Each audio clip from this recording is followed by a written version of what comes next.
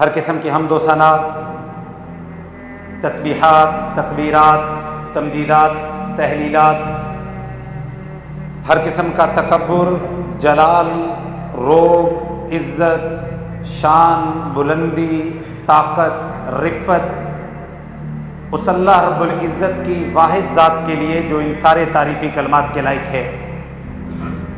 وہ اتنا بلند ہے کہ اس سے بلند کوئی نہیں، اتنا قریب ہے کہ اس سے قریب کوئی نہیں، جس کا نہ کوئی وزیر ہے، نہ کوئی مشیر ہے، نہ کوئی ضد ہے، نہ کوئی ند ہے، نہ قوم ہے، نہ برادری ہے، نہ بھوک ہے، نہ پیاس ہے۔ وہ اعلیٰ ہے، عرفہ ہے۔ اللہ لا الہ الا هو الحی القیوم، وہ واحد ذات ہے جو ہمیشہ سے ہے اور ہمیشہ تک رہنے والی ہے۔ للہ ملک السماوات والارض، زمین و آسمان کی ملکیت بھی اسی کی ہے۔ وَلِلَّهِ مِيرَاثُ السَّمَاوَاتِ وَالْأَرْضِ، زمین و آسمان کی وراثت بھی اسی کی ہے۔ وَلِلَّهِ خَزَائِنُ السَّمَاوَاتِ وَالْأَرْضِ، زمین و آسمان کے خزانے بھی اسی کے ہیں۔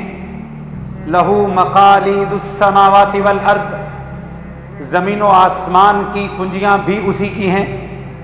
ان اللہ علی کل شیء قدیر، زمین و آسمان کی وسعتوں کو اسی کی قدرتوں نے تھاما ہوا ہے۔ وہ واحد ذات ہے جو اس وقت مجھے سننے اور بولنے والے سب کو ان کے چہروں کے ساتھ ساتھ ان کے دلوں کی طرف دیکھ رہا ہے۔ سبح للہ ما فی السماوات والارض، یہ بلند و بالا پہاڑ، بچھی اور پھیلی ہوئی زمین، اونچا اور جھکا ہوا آسمان، آسمان پر ستاروں کے انگنت سلسلے، یہ تمام نوری اور ناری مخلوقات، یہ باد صبا اور باد سموم کا چلنا، یہ شبنم کے قطرے، یہ پتھروں کی سختی، یہ دریاؤں کی روانی، حتیٰ کہ اس کائنات کے ایک ایک ذرے میں اسی بادشاہ کی قدرت چھلکتی ہوئی نظر آتی ہے۔ اگر ایک انسان کو ساری دنیا کے انسانوں کے برابر عمر دے دی جائے، سارے درختوں کو کلمے بنا کر سارے پانیوں کو روشنائی عطا کر دی جائے، اور وہ انسان ساری دنیا کے برابر عمر کو لے کر اللہ کی لامحدود صفات میں سے کسی ایک صفت کو لکھنا شروع کر دے، اللہ کی عزت کی قسم ہے، وقت ختم ہو جائے، کلمے گھس جائیں، روشنائیاں ماند پڑ جائیں، اس بادشاہ کی کسی ایک صفت کو لکھنا تو بڑی دور کی بات ہے، وہ اللہ کی دی ہوئی ایک نعمت کا شکر بھی ادا نہیں کر سکتا۔ بے انتہا درود و سلام آمینہ کے لال، پیکر حسن و جمال، سید القونین، فخر الثقلین، شمس الضحیٰ، بدر الدجا، سید البشر، سید الانبیاء، سید المرسلین، امام اعظم، بشر اعظم، مرشد اعظم، قائد اعظم، رحمت للعالمین، خاتم النبیین، صاحب القوثر، صاحب مقام محمود، امامنا فی الدنیا و امامنا فی الآخرہ، امام الشیخین، امام الحسن والحسین و امامنا فی الجنہ، جناب محمد الرسول اللہ صلی اللہ علیہ وآلہ واصحابہ وآل بیتہ اجمعین کی ذات اقدس پر۔ اس انتہائی مختصر ترین، نامکمل ترین اور میری کم علمی پر مبنی حمد و ثنا کے بعد آج کے انتہائی اہم ترین خطبہ جمعہ کا انشاءاللہ موضوع ہوگا کہ جنت میں جانے کے لیے کون سے دو بنیادی کام کرنا بڑا ضروری ہیں۔ اگر وہ دو کام کوئی بھی آدم کا بیٹا نہ کرے، جنت میں جانا تو بڑی دور کی بات ہے، وہ جنت کی خوشبو کو بھی نہیں سونگھ پائے گا۔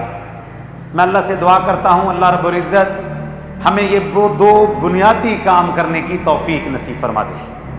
بھائی توجہ صرف میری بات پہ رکھیے گا۔ میں اللہ سے دعا کرتا ہوں اللہ میرا سفر اپنی بارگاہ میں قبول فرما لے۔ میرے بھائیوں، میری بہنوں، حقیقت کے اندر ہم سب اپنی زندگی میں روز مشاہدہ کرتے ہیں، ہم دیکھتے ہیں، محسوس کرتے ہیں کہ ہمارا جسم زوال کی طرف جا رہا ہے۔ یہ ہر ڈھلتا ہوا سورج ہمیں ایک خاموش سرگوشی دیتا ہے کان کے اندر کہ تو بھی ڈھل رہا ہے، اور ایک دن آئے گا کہ تمہاری مرضی کے بغیر تمہیں اس گاڑی سے اتارا جائے گا، ہم سے پوچھا نہیں جائے گا اور ہماری زندگی کی شام ہو جائے گی۔ بہت سارے لوگ اپنی زندگی میں بہت ساری کوششیں کر رہے ہیں، ہر انسان سامان جمع کر رہا ہے، کوشش کر رہا ہے کہ وہ کسی طرح سے کامیاب ہو جائے، لیکن میں حیران ہوتا ہوں اللہ کی قسم کہ اللہ کے قرآن میں کامیابی کے لیے جتنے لفظ استعمال ہوئے ہیں آپ پڑھ کے دیکھیے قرآن کو، ذالک الفوز العظیم، صرف قربانی نہیں کہا گیا، کامیابی نہیں کہا گیا، واضح طور پر کامیاب ہے انسان، ذالک الفوز العظیم، سب سے بڑا ہے کامیاب انسان۔ اور ایک مقام پر تو کامیابی ایک عجیب تناظر میں بیان ہوتی ہے کہ سورۃ البروج کے اندر اصحاب الاخدود کا واقعہ ہے کہ جن کو زندہ خندقوں کے اندر جلا دیا گیا۔ ذرا محسوس کیجئے میرے بھائیوں، ایمان والے ان کو اٹھایا گیا اور زندہ جلا دیا گیا۔ اگر میں اور آپ دیکھنے والوں میں شامل ہوتے ہم کیا گمان کرتے؟ یار نقصان کی بات ہے، ایک زندہ انسان کو جلا دیا گیا۔ وہ میرے بھائیوں میری بہنوں، اللہ کی قسم اس سے اگلی آیات کے اندر اللہ فرماتے ہیں ذالک الفوز الکبیر، اے آدم کے بیٹو حقیقت میں بڑی کامیابی کو یہ لوگ حاصل کر گئے۔ نظر آنے میں کیا ہوا؟ وہ جل کے راکھ ہو گئے، لیکن اللہ کا قرآن کہتا ہے بڑی کامیابی کو حاصل کر گئے۔ اس کا مطلب یہ ہوا کہ میں اور آپ جن زاویوں کو، جن کاموں کو کامیابی سمجھتے ہیں، اللہ قرآن میں بالکل اس کے برعکس ایک تصور دے رہے ہیں۔ اسی کامیابی کو حاصل کرنے کے لیے میرے بھائیوں، جس کو کائنات کا رب کہے بڑا کامیاب انسان ہے۔ اور یاد رکھیے گا، اسلام کا مطلب یہ ہرگز نہیں ہے کہ آپ دنیا میں ناکام ہو گئے۔ اسلام یہ چاہتا ہے کہ ایمان لانے والے دنیا کے اندر بھی کامیاب ہو جائیں اور آخرت کے اندر بھی کامیاب ہو جائیں۔ اس کے لیے سب سے پہلا کام جو اللہ تعالیٰ نے تمام جنت کے دروازوں کے باہر ایک اللہ نے لٹمس پیپر لگا دیا، لٹمس ٹیسٹ ہوگا۔ اور اللہ کا قرآن کہتا ہے جنت میں جانے کے لیے زیادہ کرائیٹیریا نہیں ہیں، صرف چند 4 الفاظ ہیں۔ اللہ کی قسم آج میں غور کروں، آپ غور کریں، الا من اتى اللہ بقلب سلیم۔ یہاں پر اللہ کا قرآن بات ختم کر دیتا ہے کہ آدم کے بیٹو اگر جنت کے خریدار ہو میں اس کی ایک شرط لگاتا ہوں، الا من اتى اللہ بقلب سلیم، تم وہ والا دل لے کر آؤ جو چڑیوں کا دل ہوتا ہے۔ جنت میں جانے کے لیے صرف ایک کرائیٹیریا بیان ہوا ہے قرآن کا، وہ دل لے کے آ جاؤ جیسا دل میرا رب دیکھنا چاہتا ہے۔ حقیقت میں میرے بھائیوں جو دل رب دیکھنا چاہتا ہے، اللہ کی قسم میرا اور آپ کا دل وہ نہیں ہے۔ ہمارے دلوں کے اندر نفرتیں ہیں، بغض ہیں، منافقت ہے، حسد ہے، دشمنی ہے، لڑائی ہے، جھگڑا ہے۔ رشتہ دار جن کے ساتھ ہمارا تعلق بے انتہا محبت والا ہونا چاہیے، آج ہمارا دل رشتہ داروں کے ساتھ صاف نہیں ہے، بلکہ ہمارے وہ کمپیٹیٹر ہیں، ہم ان کو نیچا دکھانا چاہتے ہیں، ہم عروج حاصل کرنا چاہتے ہیں دوسرے ایمان والوں کو زوال کی گھاٹی میں جاتے ہوئے دیکھ کر۔ اور ہمارے دل کی یہ سیاہی آج ہمارے چہروں پر بھی ہے، ہماری زبان پر بھی ہے، ہمارے کردار پر بھی ہے۔ ہاں میرے بھائیوں، ہم یہ گمان کر سکتے ہیں کہ ہم اپنے کپڑوں کے ساتھ، اپنی گاڑی کے ساتھ لوگوں کو دھوکہ دے دیں کہ ہمارا دل صاف ہے، لیکن اللہ کا قرآن کہتا ہے کل قیامت کا دن ہوگا، ہم دل کی اس سیاہی کو دل سے نکال کر انسان کے چہرے پر ثبت کر دیں گے۔ کأنما اغشیت وجوہہم قطعا من اللیل مظلما، اللہ کا قرآن کہتا ہے کل قیامت کا دن ہوگا، ہم ان کے چہرے کو سیاہ کر دیں گے۔ پوچھیں گے سیاہ کیوں ہو گیا؟ تو بتایا جائے گا کہ یہ جو دنیا کے اندر تمہارے دل کے اندر کی سیاہی تھی، آج اللہ نے چہرے پہ لے کے آ گیا ہے تاکہ سارے لوگ دیکھیں کہ یہ زمین پر کیسے زندہ رہا ہے۔ یہ ساری میرے بھائیوں دوڑ دل کی ہے۔ خدا را اپنے دل پر نظر ثانی کیجئے، اس دل کی بنجر زمین کو سیراب کیجئے۔ اور یہ میں نہیں کہہ رہا، اللہ کی قسم کائنات کے امام کا اعلان ہے، ان اللہ لا ينظر الى صورکم واموالکم ولکن ينظر الى قلوبکم۔ اے ایمان کا دعویٰ کرنے والو، اللہ تمہارے چہروں کی طرف نہیں دیکھتا، اللہ تمہاری جیبوں کی طرف نہیں دیکھتا، تمہاری گاڑیوں مکانوں کی طرف نہیں دیکھتا، اللہ صرف ایک چیز کی طرف دیکھتا ہے، ولکن ينظر الى قلوبکم، اللہ تو تمہارے دل کی طرف دیکھ رہا ہے۔ کتنے شرم کی بات ہوگی میرے بھائیوں کہ جو کائنات کا بادشاہ محبت کے ساتھ میرے اور آپ کے دل کی طرف دیکھ رہا ہو اور ہم اللہ کے سامنے اپنا بغض بھرا ہوا دل پیش کر دیں۔ ہم اللہ کے سامنے وہ والا دل پیش کریں جس کے اندر نفرت ہو اور جس کے اندر محبت کا پھول نہ ہو، جس کے اندر خوشبو نہ ہو، تازگی نہ ہو۔ آج ہم اللہ کے سامنے وہ والا دل پیش کریں گے؟ یقین مانیے میرے بھائیوں، ہم جن اعمال کو بڑے بڑے اعمال سمجھتے ہیں، یہ ہم نے رمضان کے روزے رکھے، حج کا سیزن آ رہا ہے، 5 وقت کی نماز پڑھتے ہیں، وہ میرے بھائیوں کائنات کے امام صحابہ کرام کے درمیان تشریف فرما ہے، اللہ کے رسول اعلان کرتے ہیں ایاکم سوء ذات البین، ایاکم سوء ذات البین فانھا الحالکہ، ایس میرے صحابہ سنو، سوء ذات بین سے بچ جانا۔ میں یہ نہیں کہتا یہ بالوں کو مونڈ دینے والا ہے عمل، بلکہ میں یہ اعلان کرتا ہوں یہ سوء ذات بین دین کو مونڈ دینے والا عمل ہے۔ اگر انسان کے سر پہ بال ہونا تو نائی اگر سر کے بال مونڈ دے تو سر پہ بال باقی نہیں رہتے۔ کائنات کے امام نے فرمایا میرے صحابہ سوء ذات بین سے بچنا، یہ نماز روزہ تو بڑی دور کی بات ہے، سارے دین کو مونڈ دینے والا عمل ہے۔ صحابہ نے سوال کیا آقا یہ کون سا عمل ہے سوء ذات بین؟ تو اللہ کے رسول نے اعلان کیا سوء ذات بین کا مطلب یہ ہے کہ تم آپس میں ایک دوسرے سے نفرت رکھو، آپس میں پھوٹ ڈالو، حسد رکھو، بغض رکھو۔ کائنات کے امام کا اعلان ہے کہ یہ عمل دین کو مونڈ دینے والا ہے۔ اور پھر آپ نے اور وضاحت پتہ کیسے کہ ابن ماجہ کی حدیث کے اندر غور کیجئے گا میرے بھائیوں، کہیں یہ چند ٹوٹی پھوٹی نمازیں، یہ جمعے اور روزہ اور حج ہمیں کہیں غفلت میں نہ ڈال دیں، ہم کہیں غلط فہمی میں نہ ڈل جائیں۔ اللہ کے رسول نے فرمایا میرے صحابہ اگر میں ایک گلاس کو پکڑوں اور اس گلاس کے پیندے کے اندر کوئی غلیظ چیز ڈال دوں اور اس کے اوپر سے اس کے اندر مشروب کو ڈال دیا جائے، یعنی ایک گلاس ہے اس کو میں نے پکڑا، اس کے اندر ایک غلیظ چیز ہے، اس کے اندر انسان شہد ڈال دے، دودھ ڈال دے، آب زمزم ڈال دے، تو کیا وہ پینے کے قابل ہوگا؟ غور کیجئے میرے بھائیوں، اللہ کے رسول نے کس خوبصورت انداز میں سمجھایا۔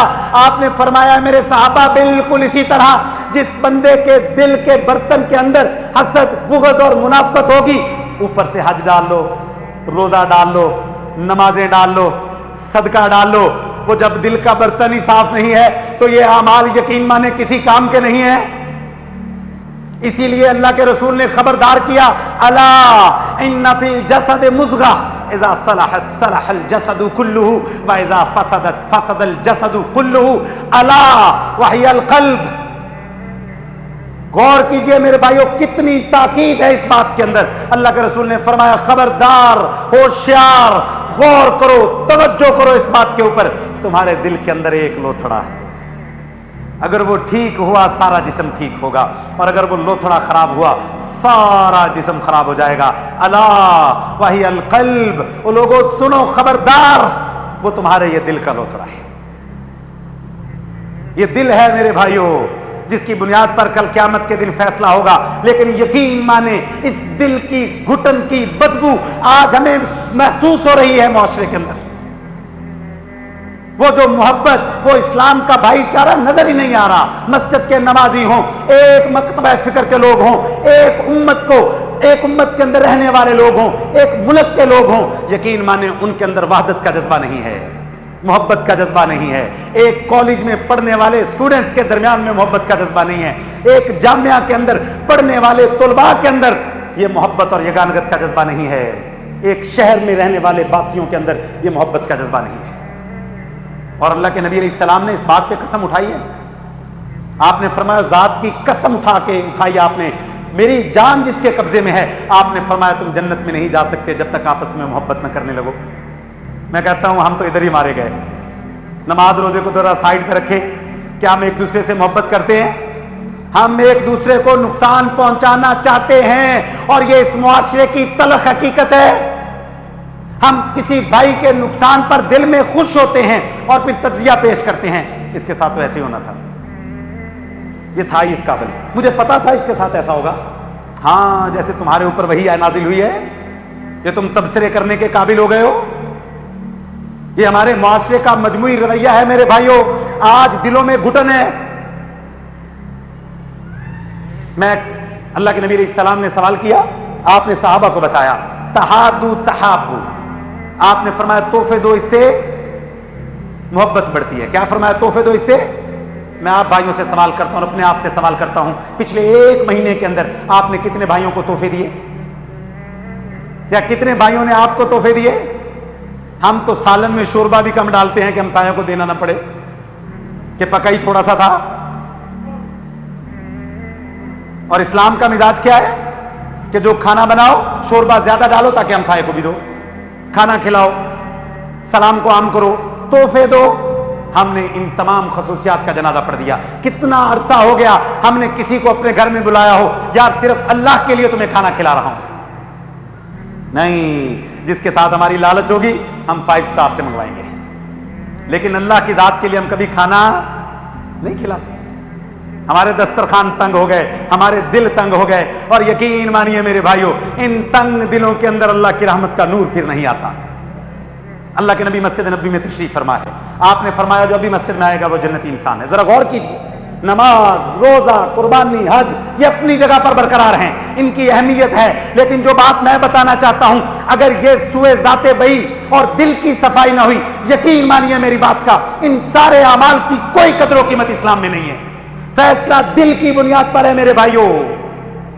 गौर कीजिए, अल्लाह की कसम, ये दिल जन्नत में सिर्फ वही जाएगा जिसके बारे में अल्लाह का कुरान कहता है, इल्ला मन अतल्लाह बिक़ल्बिन सलीम, सिर्फ कल्बे सलीम लेके आओ। कितने खूबसूरत अंदाज में कायनात का रब हमें समझाता है।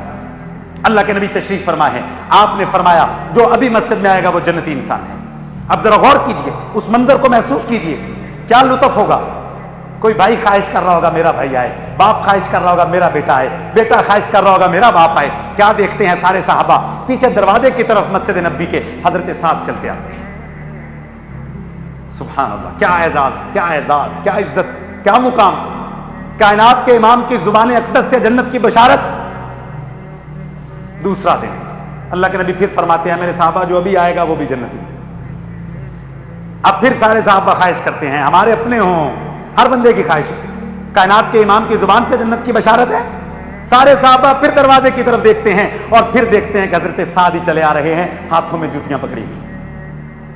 तीसरे दिन अल्लाह के रसूल फिर फरमाते हैं, ऐ मेरे साहबा आज जो आएगा वो भी पक्का जन्नती इंसान है। सारे साहबा क्या देखते हैं कि दरवाजे से हजरत साद फिर चलते आते हैं। हजरत अब्दुल्लाह बिन अमर बिन अलास रज़ी अल्लाह तआला अन्हु हजरत साद के घर में 3 दिन मेहमान बन के जाते हैं कि ऐसा कौन सा अमल है कि 3 दिन मस्जिद के अंदर कायनात के इमाम की जुबान से जन्नत की बशारत है। वो 3 दिन मेहमान बन के रहते हैं कि मैं जरा देखूं तो सही कि अमल कौन सा है। जब 3 दिन रहने के बाद वापस आने लगते हैं तो क्या कहते हैं, अब्दुल्ला मुझे आपके अंदर कोई इतना बड़ा अमल नजर नहीं आया कि जो आपका अमल हमसे जुदा हो, वही नमाज, वही तहज्जुद, वही रोटी, लेकिन मैं ये जानना चाहता हूं कि वो कौन सा अमल है जिसकी बुनियाद पर आपको 3 मरतबा जन्नत की बशारत मिली। तो हजरत अब्दुल्ला जवाब देते हैं, हजरत साद जवाब देते हैं, और तो मुझे कोई नहीं लगता कि मेरा कोई खास अमल है, लेकिन हाँ एक बात जरूर है, मैं अपने किसी मुसलमान भाई के बारे में हसद और बुग़्ज़ अपने दिल में नहीं रखता। मैं रात को सोते हुए सबको माफ करके सोता हूं, और हम मरते हुए अपने बेटों को कहते हैं इसने मुझे जलील किया, इसको मरते दम तक दुश्मनी इसके साथ रखना। हम अपनी दुश्मनी अपने दूध पीते बच्चों में मुंतकिल करके जाते हैं। ना हमारे अंदर मुआफी का जज्बा है, और अल्लाह का कुरान कहता है अला तुहिब्बूना अन यग़फ़िरल्लाहु लकुम, वो आदम के बेटो क्या तुम लोग नहीं चाहते कि अल्लाह तुम्हें माफ कर दे। फिर उसका एक इलाज अल्लाह बताते हैं, एक तरीका अल्लाह बताते हैं, फ़अफ़ू वस्फ़ऊ, ओ अल्लाह के बंदो अगर चाहते हो कि अल्लाह तुम्हें माफ कर दे, फिर उसके लिए तुम भी तो लोगों को माफ करो ना, उसके लिए तुम भी तो अपने दिल को साफ करो ना। छोटी सी बात को हम पालते हैं मेरे भाइयों, हम उसकी परवरिश करते हैं, हम उसको एक तनावर दरख्त बनाते हैं, और फिर हम उस तनावर दरख्त को अपने बच्चों में देके मर जाते हैं, और फिर हम कहते हैं मौत बड़ी तकलीफ देती। दुआ करेंगे सूरा यासीन पढ़े जान निकल जाए, फिर जान निकलना हमारे लिए मुश्किल हुआ होता है। नहीं जी, फिर ऐसे कहते दुआ करें जी अल्लाह आसानी कर दे। मैं कहता हूं तो आसानी आप नहीं मांग रहे, आप कह रहे हैं अल्लाह करे अब उनका वक्त मुकम्मल हो गया, हम हमारे पे भारी पड़ रहे हैं, दुआ करें आसानी हो जाए। फिर ये वाली मौत हमारी मुंतजिर होती है, क्यों? हमारे दिल की सख्ती मेरे भाइयों, ये सख्ती अल्लाह की कसम हमें ले डूबेगी। और अल्लाह का कुरान कहता है, मैं नहीं कह रहा, अल्लज़ी यस्लन नारल कुबरा, अल्लाह का कुरान ऐलान करता है कि वो वाला दिल जो जमीन के सीने पर मेरी बातों को सुनकर नरम नहीं होता, अल्लाह की कसम अल्लाह का कुरान ऐलान करता है हाँ नरम नहीं होता ना हो। अल्लज़ी यस्लन नारल कुबरा, कल क़यामत का दिन होगा, हम फिर इसे गरम یا چھوٹی موٹی آگ کے اندر نہیں تپائیں گے.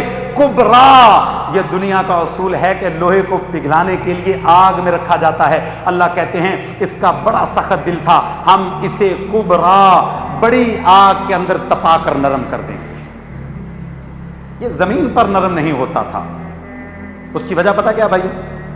اس کی وجہ یہ ہے جو اللہ کا قرآن کہتا ہے, جب ہمارے دل کی سختی بڑھتی چلی جاتی ہے نا, یہ دل کی سختی بڑھتی چلی جاتی ہے, اس کی ایک نشانی یہ ہوتی ہے وَمَنْ أَظْلَمُ مِمَّنْ ذُكِّرَ بِآيَاتِ رَبِّهِ فَأَعْرَضَ عَنْهَا وَنَسِيَ مَا قَدَّمَتْ يَدَاهُ إِنَّ جَعَلْنَا عَلَى قُلُوبِهِمْ أَكِنَّةً. اللہ کہتے ہیں کہ قرآن کی آیت کو سن کر دل نرم نہیں کرتا.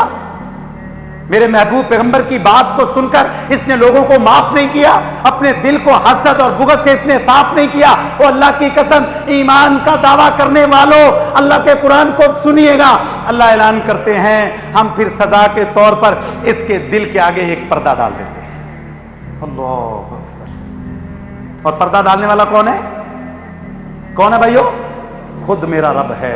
اور وہ پردہ جو رب ڈال دے اس پردے کو کوئی ہٹا. اور پھر جب بھائیو پردے کے اندر خاصیت ہوتی ہے کہ پردہ روشنی کو اندر نہیں آنے دیتا, لیکن چھوٹی موٹی خوشبو آ جاتی ہے.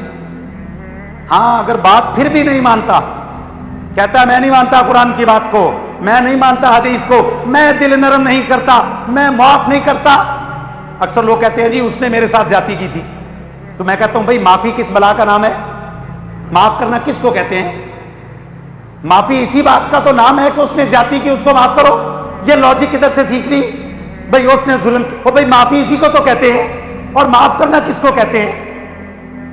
اور اللہ کا قرآن کہتا ہے اگر یہ نہیں مانتا, وہ اللہ کی قسم میں سمجھتا ہوں قرآن کی سب سے خوفناک آیتوں میں سے ایک آیت ہے جو انسان کے دل کو لرزا دے. اللہ کا قرآن کہتا ہے ان اللہ یحول بین المرء وقلبہ. اللہ کہتے ہیں پھر سزا کے طور پہ میں خود رب اس انسان اور اس کے دل کے درمیان میں رکاوٹ بن جاتا ہوں. خود اللہ کی ذات رکاوٹ بن جاتی ہے. کون سا دل؟ جو نرم نہیں ہوتا, بات نہیں مانتا, میں نہیں مانتا, میں کیوں مانوں, میری مرضی, میری زندگی, میرا مزاج. ہاں میرے بھائیوں, پھر اللہ اعلان کرتے ہیں نہ مانو, ہم پھر مرتے دم تک اس رکاوٹ کو رکھیں گے. اور پھر جب تمہاری جان نکلے گی, انسانوں کے علاوہ ساری مخلوقات تمہاری چیخو پکار کو سنیں گی. اور پھر جب تمہیں اٹھایا جائے گا, ہم تمہیں نابینا کر کے اٹھائیں گے, اور پھر تم رو گے, بلکو گے, سسکو گے, اور کہو گے یا اللہ میں دنیا میں تو دیکھا کرتا تھا, لیکن آج کیا ہوا, میری بینائی کو چھین لیا گیا. اللہ کا قرآن اعلان کرتا ہے زمین کے سینے پر تو نے مجھے بھلا دیا تھا, میری باتوں کو بھلا دیا تھا, آج ہمیشہ ہمیشہ کے لیے ہم تجھے بھلانے کا اعلان کرتے ہیں. وجہ کیا ہے؟ یہ دل کے اندر بغض, یہ دھڑکتا ہوا دل میرے بھائیوں یہ لے ڈوبے گا. یہ یا جنت میں لے کے جائے گا یا جہنم میں لے کے جائے گا. فیصلہ اس دل کی بنیاد پر ہوگا. اس دل کے اندر محسوس کیجئے, ٹٹولیے کہ اپنے مسلمان بھائی کے بارے میں کیا جذبہ پیدا ہوتا ہے. اگر اس نے زیادتی کی ہے تو کیا معافی کا جذبہ ہے, اور اگر نہیں کی تو کیا محبت کا جذبہ ہے؟